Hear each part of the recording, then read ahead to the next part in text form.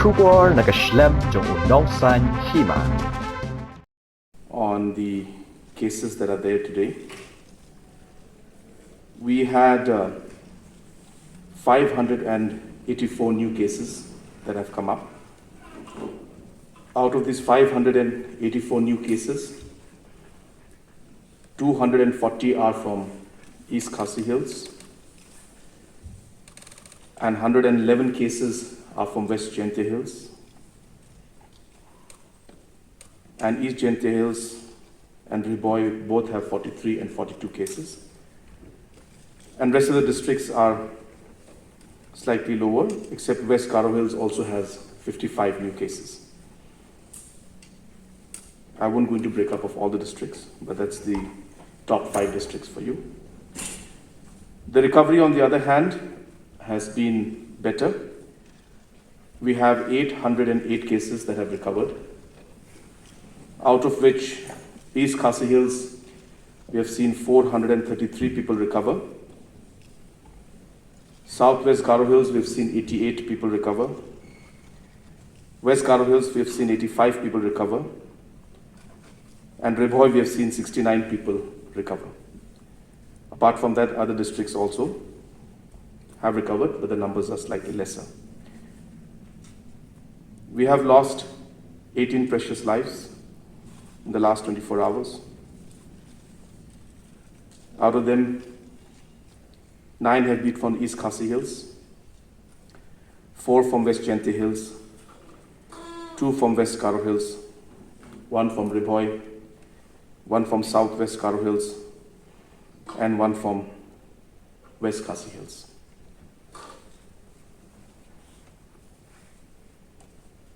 Apart from that,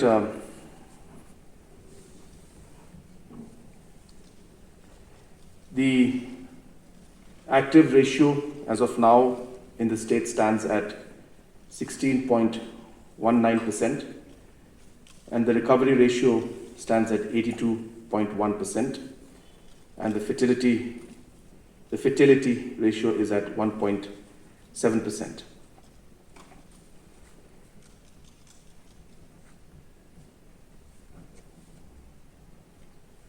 Another very important information which I would like to provide. Out of the 6,110 active cases in the state,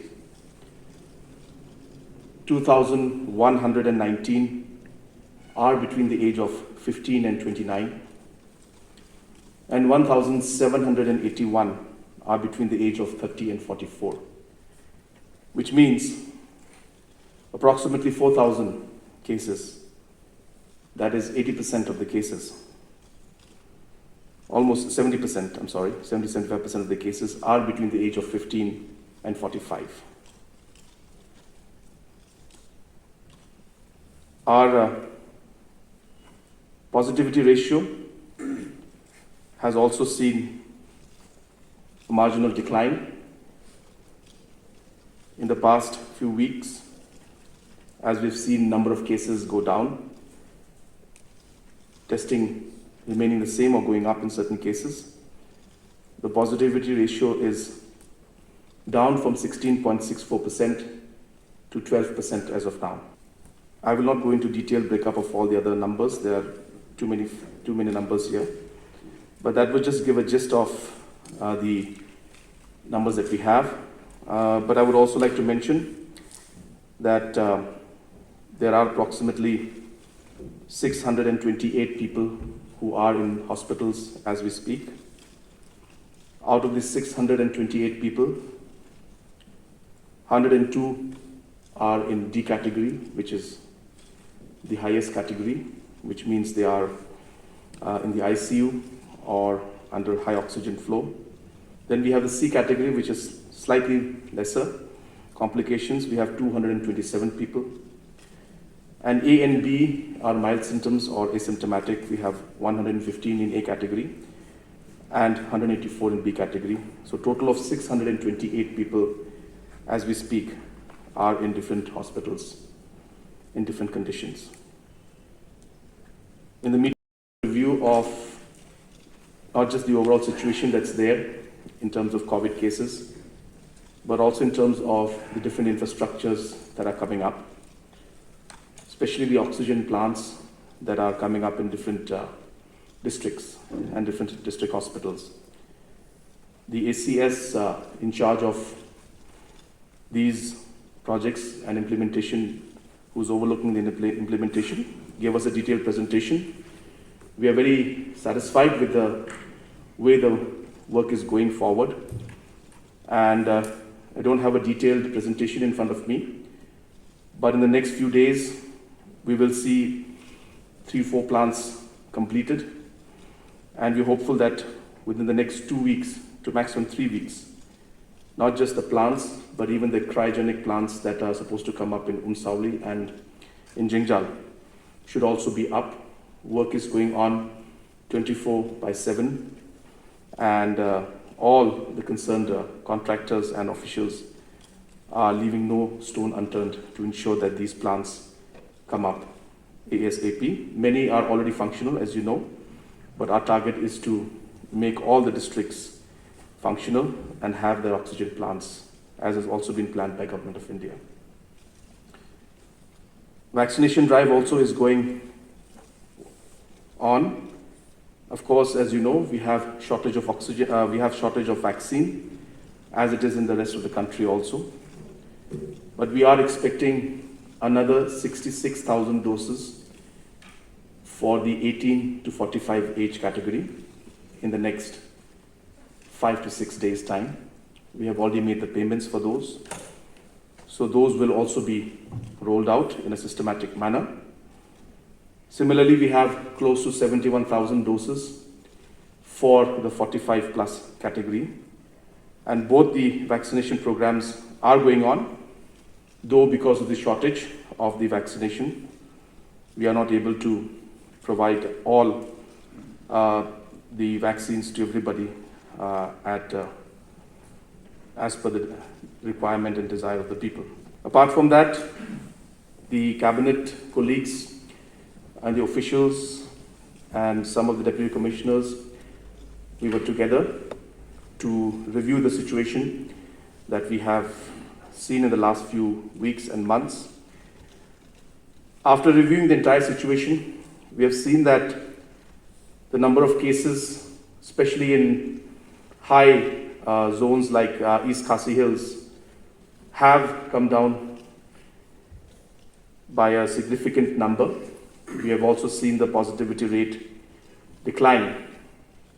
But as I was mentioning earlier, yesterday, that though the numbers are coming down, the positivity rate still remains at a double digit, which is a matter of concern. So though we are seeing a trend that is showing some kind of a relief and indicating to some kind of an improvement in the overall situation, we are nowhere close to letting our guards down or taking things easy. So therefore, though it has been very difficult for the people of the state, especially for Shillong and East Khasi Hills, the cabinet and the government has decided that we'll continue the lockdown for at least 1 week more. I know that a lot of people will face difficulties and challenges, but the health aspect is far more important to each and every one of us. As I speak, as I said, 104 people are fighting for their lives in different hospitals. And today itself, we have lost so many precious lives. So therefore, though it's a very tough decision, I urge and appeal to the people to please cooperate and work together with the government so that we are once and for all able to bring things under complete control. I'm positive that in the coming week, after this next 1 week is over, we should be able to see things ease down a bit more. Early to say, but looks like if we can control things in the next 1 week, if we all work together, if we're all committed, and we all simply bear this next 1 week, I'm sure that in the coming week after that, we should be able to see things improving drastically.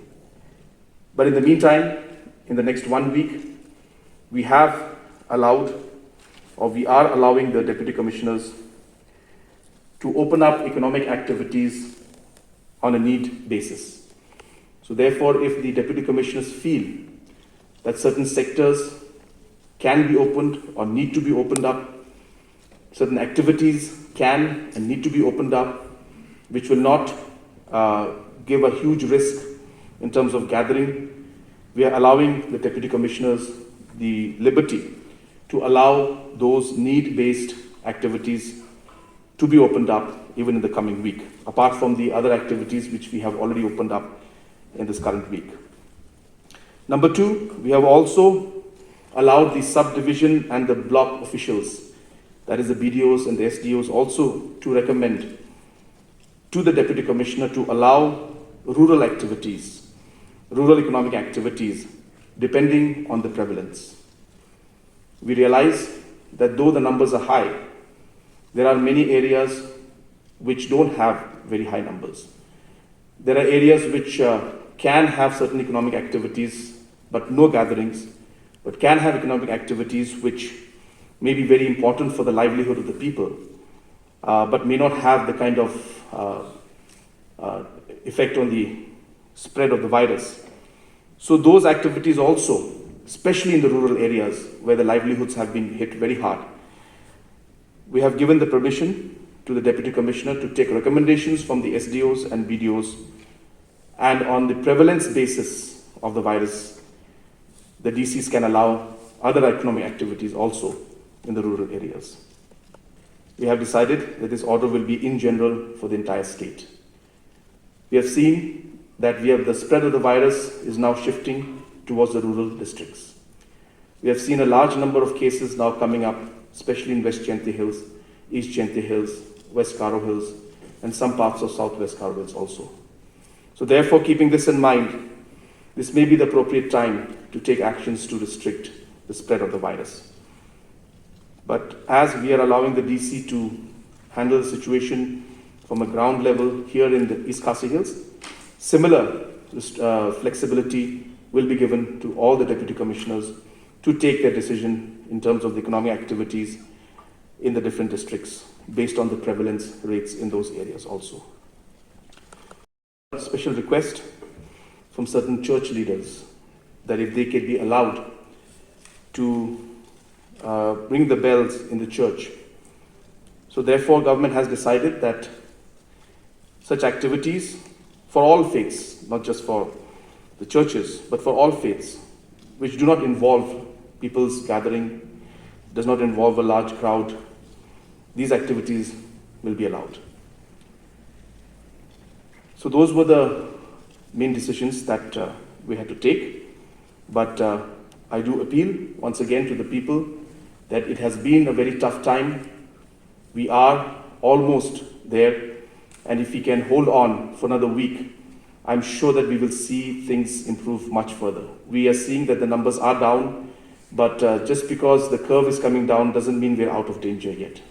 So coming down is a very good thing, but we need to see that we are below a certain level, below the danger mark, and only then can we allow the unlocking process to start.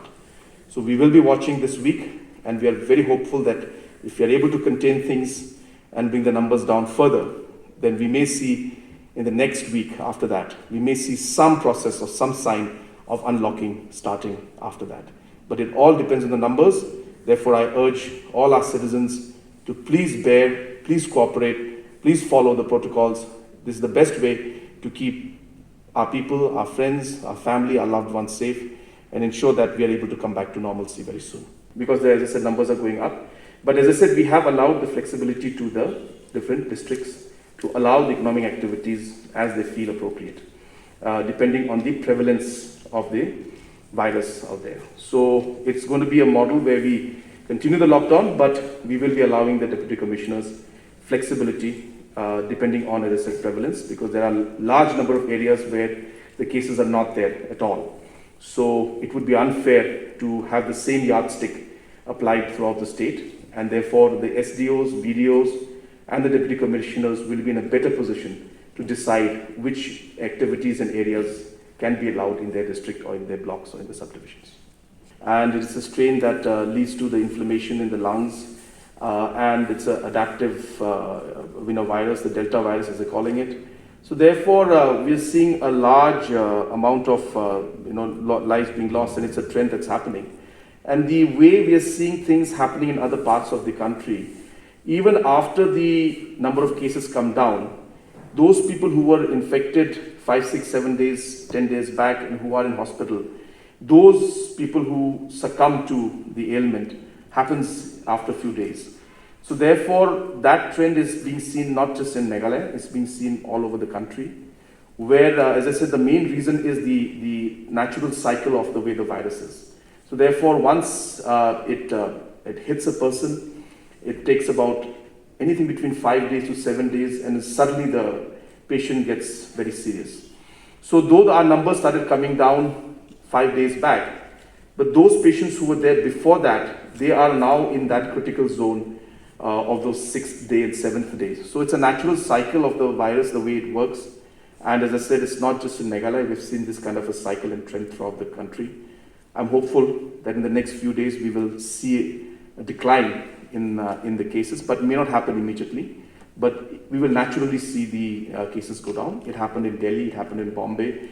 In most of the states, the same situation happened. So as I said, it's a natural cycle of the way the virus is. But the main reason is, of course, as I said, this virus is much more potent, it's much more dangerous. And that's why we've seen so many people lost their lives. Another thing is, of course, we are trying to provide. Vaccination is a very important aspect. We have seen in all different data that's coming in that vaccination has helped. And we are seeing that in a lot of areas where quick vaccination took place, like places like, say, in William Nagar and Rongjeng and Tura, they were they have achieved saturation of the 45 plus category. So we're seeing that the vaccination has helped to a large extent. So all these factors are also there. But yes, it's a natural cycle of the virus. So we hope that these numbers we will see come down. But as I said, even today, there are about 100 plus people in D category. That means they're in ICU or in very serious condition. So we hope and pray that they do recover. Do you think have been decided by Government of India. So therefore, as of now, Government of India's policy is clear that they have first started with the 45 plus category, and now this is the 18 and 45 category. So we will have to wait, but obviously it's something that a lot of countries are doing. They're not going for universal as such, but they're going for 12 plus. So a lot of nations have done 12 to 18 also. So therefore, I'm sure that time will come when Government of India also will take up that policy. But till then, obviously, we have to go with the directions of Government of India. And it's a very positive suggestion, and we all are obviously aware of it. And I'm sure that Government of India at the appropriate time will take the decision also. There is a shortage, so those factors also come in. So we're hopeful that at least we should finish the 18 to 45 category, which is about 15 lakh people in our state. And that's really the target that we're keeping in front of us. And yes, if the Government of India allows and the supply is there, then definitely a universal program would be something that we would be happy to do. All indications, keeping the history of pandemics in mind, we have seen that there are multiple waves. So as a government, we need to be prepared for it. That's number one. And we hopeful it doesn't happen, but that would not be the right strategy. We would need to prepare. There are 2-3 things which the government is working on. Number one, we are working on a COVID manual. What we've realized is that the cabinet and the officials and the ministers, we all spend a lot of time in discussing a lot of steps which need to be taken when situations unfold. Many countries, for different scenarios and situations, have a standard manual or a standard SOP as to what steps to be taken when. For example, when we touch a positivity rate of 10%, immediately there should be certain kind of restrictions that should come in. What those restrictions should be. What should be closed, what should be open. We realize in both the phases of both these waves, the government had to monitor each and every movement up to the micro level. So we feel that if we come up with a strong standard operating procedures, a strong manual as to what should be done at what point in time, when should the corona care centers be activated, when should the volunteers be activated, when should lockdowns happen, when should containments happen, where it should happen. It will be easier for the government and the system and the machinery and administration to work. So in preparation of the third wave, first thing we're going to be doing is coming out with this manual SOP. We have asked the department in 30 days to give us a draft copy of this manual. We feel that it will strongly help us in fighting another situation as and when it comes in. At least it will allow quick decision making based on situations. Number two, yes, there is a kind of a theory that the third wave may hit children because of the fact that we're seeing the virus mutate every time. So earlier it was hitting the people who are 45, 50, 60 and above. And it mutated and it suddenly started hitting the people who are 18, 20, 30. So there is a prediction that now it will mutate again and it will go deeper into children who are slightly more stronger in terms of immunity because of different factors they're growing. So yes, there is a chance of that happening. And obviously the infrastructure requirement when it comes to children, especially when it comes to ICUs and all, is very different. So masks that they put on there, the kind of machines that are put in there. So all these factors obviously are being looked into. So we are going to be focusing on all these aspects, but the basic infrastructures like oxygen plants in all the districts and all the hospitals are something that will be common to all. So only the adjustment in terms of the few of the machines that will be required will be something that we need to work on. So all these factors are being examined, and definitely it's something that we are already working on. And we are still fighting the second wave. So obviously we have not been able to go into the actual preparation for the third wave, but the planning for that has already started, as I said. Started with the basic manual that I'm talking about, and then it's gone into the different kind of equipments that may be required. And we realize that whatever happens, the oxygen plants, the cryogenic plants, and the different COVID hospitals that can be there are basic requirements for any kind of a situation. So only few of the equipments that are required for children may need to be put in. So all those factors are.